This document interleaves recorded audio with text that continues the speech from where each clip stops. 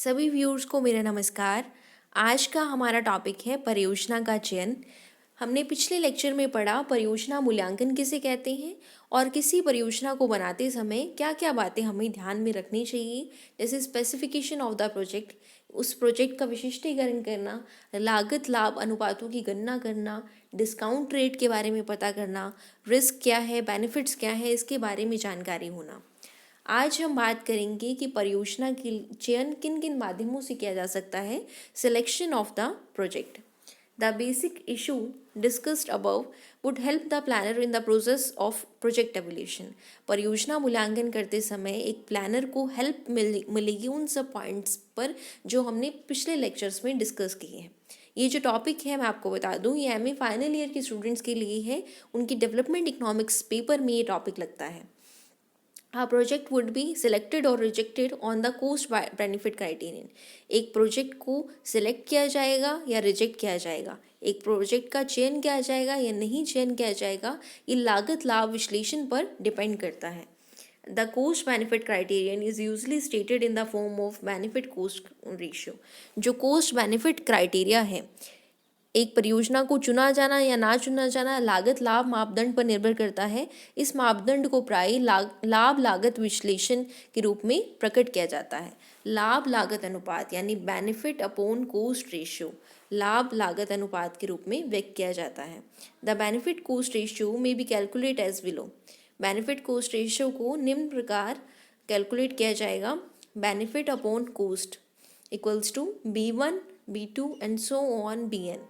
B1 B2 and so on BN क्या है? Series of prospective benefits in year. सामाजिक लाभ का कुल वर्तमान मूल्य, सामाजिक लाभ का कुल वर्तमान मूल्य। C क्या है? Social cost of the project, परियोजना की सामाजिक लागतों का वर्तमान मूल्य, परियोजना की सामाजिक लागतों का वर्तमान मूल्य। B1 से लेकर BN तक क्या है? Series of prospective benefits in year. जो एक साल में जैसे बेनिफिट हुआ तो उसे कहेंगे B1, दूसरे साल बेनिफिट हुआ उसे कहेंगे B2 और N ईयर में बेनिफिट हुआ उसे कहेंगे BN। ये सीरीज है, श्रृंखला है लाभों की, हर साल में होने वाली संभावित लाभों की श्रृंखला है। C1 से लेकर CN तक क्या है? ये है 1 से N तक होने वाली संभावित लागतों की श्रृंखला है। 1 से N तक होने वाली संभावित लागतों की श्रृंखला है। I का मतलब होता है उचित मिति काटा दर, उचित मिति काटा दर, और N का मतलब होता है परियोजना का संभावित उत्पादक आयुकाल। भी संभावना में कितना है कि आयुकाल कितना है उसे कहते हैं N। जब हम कोस्ट बेनिफिट क्राइटेरियन की बात करते हैं तो हम कहते हैं कि हम बेनिफिट कोस्ट रेशियो लेंगे, बेनिफिट अपॉन कोस्ट रेशियो। तो B1 plus B2 and so on BN 1 plus i का स्क्वायर अपॉन 1 प्लस आई की N। ये जो फॉर्मूला है ये आपको याद रखना है, ये फॉर्मूला बहुत इंपॉर्टेंट है, नेट के एग्जाम्स में भी कई बार पूछा जाता है। आई का मतलब मैंने आपको बता दिया और N का मतलब भी यहाँ आपको पता चल चुका है। The rules for selection may be started as below. परियोजना मूल्यांकन नियमों की व्याख्या निम्न प्रकार की जा सकती है। Where no projects are independent, जब परियोजनाएं परस्पर निर्भर नहीं है, इंटरडिपेंडेंट परियोजनाएं जो हैं इंटरडिपेंडेंट नहीं है, परस्पर निर्भर नहीं है। Where the date of commissioning of the project is the same, जहाँ सभी परियोजनाओं के आरंभ की तिथि समान है। कोई भी परियोजना है, बहुत सारी परियोजनाएं हैं, उनके आरंभ की तिथि समान है। Where no constraint are operating, जहाँ कोई भी बजट संबंधी बाधा नहीं है। All project should be selected which maximize the present value of total benefits over their total cost. तो उन सभी परियोजनाओं को चुना जाना चाहिए जिनके कुल लाभों का वर्तमान मूल्य या उनकी कुल लागतों की वर्तमान मूल्य की अपेक्षा अधिकतम हो। The project All projects should be selected which maximize the present value of total benefits over their total costs। तो उन परियोजनाओं को चुना जाना चाहिए जिनके कुल लाभों का वर्तमान मूल्य उनकी कुल लागतों के वर्तमान मूल्य से अधिक हो, मतलब लाभ ज़्यादा हो और लागतें कम हो। किसमें? प्रोजेक्ट एवोल्यूशन में। जब हम किसी प्रोजेक्ट का चयन करते हैं तो उस प्रोजेक्ट का चयन करना चाहिए लाभ तो जिससे ज़्यादा मिले और लागतें कम मिले। In other words the project should be chosen where the ratio of the present value of benefits to the present value of cost exceeds unity. दूसरे शब्दों में उन सभी परियोजनाओं को चुना जाना चाहिए जिनका लाभ लागत अनुपात इकाई से अधिक है। तो यहाँ मैंने आपको कहा कि लाभ ज़्यादा हो, लागत कम हो, या लाभ लागत का जो अनुपात है वो इकाई से अधिक हो, दोनों बात एक ही है। B1 1+i, B2 1+i का स्क्वायर, ये ग्रेटर देन होना चाहिए C1 1+i, C2 B/C का रेशियो जो है एक से ज़्यादा होना चाहिए। B/C का रेशियो एक से ज़्यादा होना चाहिए। इन द प्रिस्पोर्टियस to assume that no constraint exist on project choice except the benefit cost ratio. नियोजन में यह मान्यता नितांत आवश्यक है कि परियोजना चयन पर लाभ लागत अनुपातों के अतिरिक्त कोई भी बाध्यता लागू नहीं होती। मतलब सिर्फ यही एक कंस्ट्रेंट है और कोई कंस्ट्रेंट नहीं है। All projects will benefit cost ratio greater than unity. सभी जो प्रोजेक्ट्स हैं बेनिफिट कॉस्ट रेशियो की, वो एक से ज़्यादा है, ग्रेटर देन यूनिटी, यानी उनका B/C का रेशियो का अनुपात क्या है, एक से ज़्यादा है। Can not be accommodated within the plan since the resources are limited. तो साधनों की सीमितों के कारण योजना में शामिल नहीं किया जाता। अगर साधन सीमित है तो उसे योजना में शामिल नहीं किया जाएगा। तो ये जो पहला हमने पढ़ा, परियोजना का चयन करना है तो किस क्राइटेरिया के आधार पर करेंगे, कोस्ट बेनिफिट क्राइटेरिया के आधार पर करेंगे यदि हमें किसी भी परियोजना का चयन करना है। इसमें हमने कहा कि परियोजना का चयन तब करेंगे जब बेनिफिट्स का जो बेनिफिट्स मिल रही हैं हमें, उसका जो रेशियो है वो कोस्ट के रेशियो से अधिक हो। यानी बेनिफिट्स जो ज़्यादा मिले किसी भी प्लान से, कोस्ट कम आए, या फिर बेनिफिट कोस्ट रेशियो का जो अनुपात है वो एक से ज़्यादा हो। ये कौन सा टॉपिक था, परियोजना का चयन, जिसमें हमने पहला पॉइंट पढ़ा कि लागत लाभ विश्लेषण के आधार पर हम किसी परियोजना का चयन करते हैं। सेकंड है, in planning, since the constraint on resources is always operative, the problem is to rank projects in the descending order of the benefit cost ratio। क्योंकि नियोजन में साधनों की दुर्लभता की बाधा सदा ही लागू होती है। जो जैसे हम इकोनॉमिक्स पढ़ते हैं तो हम ये कहते हैं कि रिसोर्सेज आर लिमिटेड, साधनों की दुर्लभता या साधनों की सीमितता हमेशा रहती है। इसलिए परियोजना को उनके लाभ लागत अनुपात के घटते क्रम के आधार पर श्रेणीबद्ध किया जाता है। कोई भी प्लानिंग है, कोई भी परियोजना है, तो लागत लाभ के जो घटता हुआ क्रम है उसके अकॉर्डिंग श्रेणीबद्ध किया जाएगा। ऊपर आने वाली परियोजनाओं को चुन लिया जाता है। जो स्टार्टिंग में आएगी ना परियोजना, उसको चुन लिया जाएगा। जिसमें ज़्यादा लाभ मिले उसको चुना जाएगा, जिसमें कम मिले तो उसको नहीं चुना जाएगा। अब नेक्स्ट है नेट प्रेजेंट वैल्यू क्राइटेरियन, शुद्ध वर्तमान मूल्य मापदंड। Net present value of a project is equal to the difference between the gross present value of benefits and gross present value of cost. एक परियोजना का शुद्ध वर्तमान मूल्य लाभों के कुल वर्तमान मूल्य तथा लागतों के कुल वर्तमान मूल्य के बीच के अंतर को प्रकट करता है। NPV क्या है, net present value of a project is equal to the difference between the gross present value of benefits and gross present value of cost including initial maintenance and operating cost. इसमें initial maintaining and operating cost यानी प्रारंभिक पूंजी लागतें और संचालन लागतें भी शामिल होती हैं। ये क्या किसके डिफरेंस के बराबर है, gross present value of benefits, जो शुद्ध वर्तमान मूल्य के लाभ हैं और शुद्ध वर्तमान मूल्य की लागत है, उनका अंतर क्या होगा, शुद्ध वर्तमान मूल्य मापदंड होगा।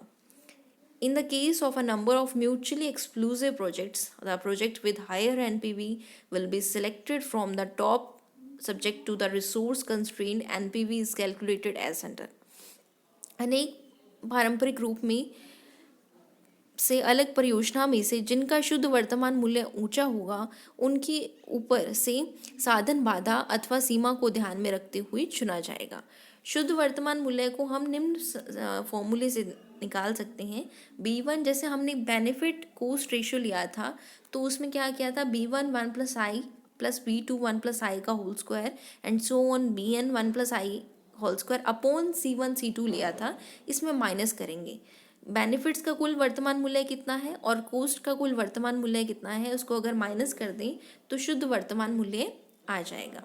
NPV हमें प्राप्त हो जाएगा किस प्रकार से, बेनिफिट्स का वर्तमान मूल्य और कोस्ट के वर्तमान मूल्य को अगर हम माइनस कर दें तो हमें क्या मिल जाएगा, NPV मिल जाएगा, नेट प्रेजेंट वैल्यू मिल जाएगा। नेट प्रेजेंट वैल्यू क्राइटेरिया मिल जाएगा। ठीक है, तो ये था सेकंड पॉइंट, शुद्ध वर्तमान मूल्य मापदंड। पहला था cost benefit criteria.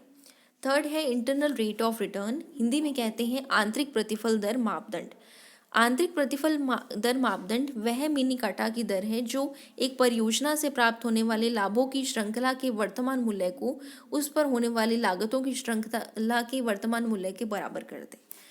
The internal rate of return is that rate of discount which makes the present value of the series of benefits flowing from the project, जितना हमें बेनिफिट मिल रहा है किसी प्रोजेक्ट से, equal to the present value of the series of cost, उस project से जितनी हमारी कोस्ट आ रही है उसके बराबर कर रहे, यानी बेनिफिट इक्वल्स टू कोस्ट कर दे।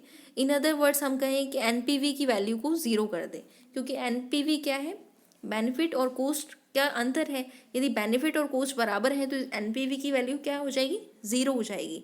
एनपीवी की वैल्यू ज़ीरो होगी, यही क्या है, इंटरनल रेट ऑफ रिटर्न। किस रेट पर एनपीवी की वैल्यू ज़ीरो हो गई, आप दोबारा समझिए इस बात को। एनपीवी क्या है, वर्तमान लाभों का जो वर्तमान मूल्य के जितने भी लाभ हैं और वर्तमान मूल्य के जितने भी लागत है उनका अंतर है। और आईपीवी क्या है, यदि हम वर्तमान मूल्य के जितने भी लाभ हैं, वर्तमान मूल्य की जितनी भी लागतें हैं उनको बराबर कर दें तो कैसे कहेंगे, internal rate of return. NPV equals to zero when there are number of project completing for induction. दूसरे शब्दों में यह मिति काटा की दर है जो एक परियोजना के शुद्ध वर्तमान मूल्य को शून्य कर दे जब योजना में शामिल किए जाने वाले अनेक परियोजनाएं परस्पर मुकाबले में आती हैं, तो जिस परियोजना की आईआरआर सबसे ज़्यादा ऊंची होती है, हाईएस्ट आईआरआर होती है, उस परियोजना को चुना जाएगा। आईआरआर को भी हम इस फॉर्मूले से देखते हैं, B1/C1, B1 minus C1 1 plus R, B2 minus C2 1 plus R का square and so on, BN minus CN 1 plus R की power n equals to zero. ये है एनपीवी। आर का क्या मतलब है, internal rate of return. R का क्या मतलब है, इंटरनल रेट ऑफ रिटर्न, वो रेट जिस पर एनपीवी क्या हो जाता है, ज़ीरो हो जाता है। एक परियोजना तभी निर्माण योग्य होगी जब आर की वैल्यू इज ग्रेटर देन 1 होगी। आर की वैल्यू ग्रेटर देन 1 होगी। इस डायग्राम में देखिए आप, दो प्रोजेक्ट्स हैं, एक प्रोजेक्ट ए है और एक प्रोजेक्ट बी है। इसमें एनपीवी और आईआरआर को हम फाइंड आउट कर सकते हैं। NPV criteria is prefer to IRR. जो एनपीवी क्राइटेरिया है, नेट प्रेजेंट वैल्यू क्राइटेरिया है, वो आईआरआर से बेटर है। क्यों? This is explain with the help of an example. Suppose there are 2 project. मान लीजिए कि 2 प्रोजेक्ट हैं, ए और B, out of which one is to be selected to physical constraint. Applying IRR criterion, we find A's IRR is 10%. IRR criteria अगर apply करेंगे तो हम देखते हैं कि A का IRR कितना है, 10%, और B का IRR कितना है, 20%। ठीक है, और so project B is selected, तो जिसका IRR ज़्यादा होगा वो सिलेक्ट होगा। Now applying NPV criteria and assume as NPV is 35 crore. अब एनपीवी क्राइटेरिया अप्लाई करेंगे तो ए का तो कितना है, 35 करोड़, और बी का कितना है, 20 crore. So project A will be selected. तो कौन सा प्रोजेक्ट सिलेक्ट होगा, ए सिलेक्ट होगा। दस these arises a conflict in the basis of 2 criteria. ये कन्फ्लिक्ट आएंगे भी, ए चुना जाए, एनपीवी चुना जाए या आईआरआर चुना जाए। NPV provides a measure of total benefits. NPV जो है जितने भी लाभ हो गए उसके मेजर प्रोवाइड कर रहा है, 35 करोड़ है या 20 करोड़ है, लेकिन IRR does not do so. IRR नहीं प्रोवाइड कर रहा, आईआरआर केवल परसेंटेज बता रहा है, रेट ऑफ परसेंटेज बता रहा है, total benefits. Moreover, in case of capital rationing, projects cannot be selected on the basis of IRR. इसलिए ये जो परियोजनाओं, पूंजी राशनिंग की स्थिति में परियोजनाओं को आईआरआर के आधार पर नहीं चुना जा सकता। इसलिए एनपीवी मानदंड जो है, मापदंड जो है, आईआरआर मापदंड से अति उत्तम है। ये मैंने आपको एग्जाम्पल के थ्रू समझाया है। 2 प्रोजेक्ट्स लिए हैं, ए और बी। बी प्रोजेक्ट अगर हम बात करें आईआरआर के अकॉर्डिंग तो बी प्रोजेक्ट अच्छा है, एनपीवी के अकॉर्डिंग बात करें तो ए प्रोजेक्ट अच्छा है। जो एनपीवी है वो मेज़रमेंट सही बताती है, आईआरआर मेज़रमेंट सही नहीं बताती। ये टॉपिक हुआ परियोजना का चयन। धन्यवाद।